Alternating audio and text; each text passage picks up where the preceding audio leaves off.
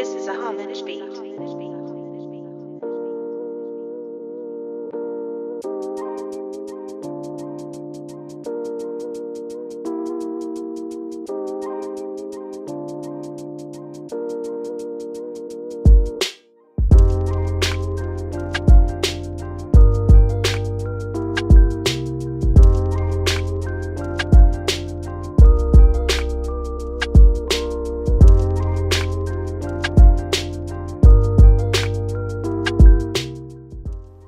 So before I jump into the setup of this nice little Minimalist Waterbox Clear 6 Aquascape, I just want to mention why I have this tank and this light right here that I'm using. I think I might have unfortunately bumped it, and I cracked the tank over here on my Waterbox Cube 10 all-in-one aquarium. So as you can see, it's broken. And I didn't want to risk running this tank any longer with it having a pretty nice break right there. So a lot of people are concerned about the build quality of this light fixture here. These screws actually do have really nice nylon tips on them, so it's not because of that. It's not metal on glass or anything, so no need to worry about that. But I did end up putting a foam piece in between the glass and the metal bracket here, so hopefully this never happens again. But as you can see, I am still using the same light.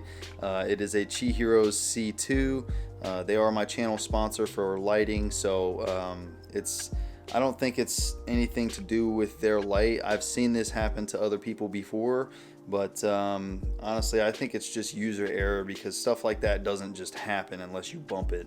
So just be careful if you guys are going to use this light. It's a fantastic light. It grows my plants really well, and it's Bluetooth controllable with an app. It has dimming, all that good stuff. Ramp up, ramp down, timers built in, all that good stuff. Here I'm using a Aqua Clear 20 for my filtration, and I'm really enjoying this setup. I'm hoping to get these Rotala green plants back here, the stem plants, to really fill in and get nice and bushy. I'll have to trim those and replant a few times before it'll get the way I want it to be, or I'll just trim some out of my Waterbox Clear 16. And as you can see, I did cover the driftwood with a ton of moss that I trimmed from my Waterbox Clear 16.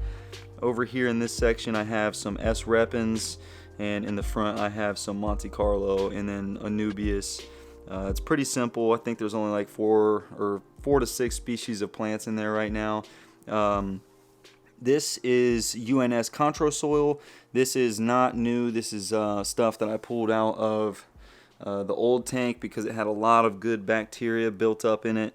So I didn't really want to throw that out because the tank is still so new, or was still so newly set up, and definitely didn't want to get rid of all that bacteria, and there's still a ton of nutrients left to go in this aqua soil. So alright, let's jump into the setup video.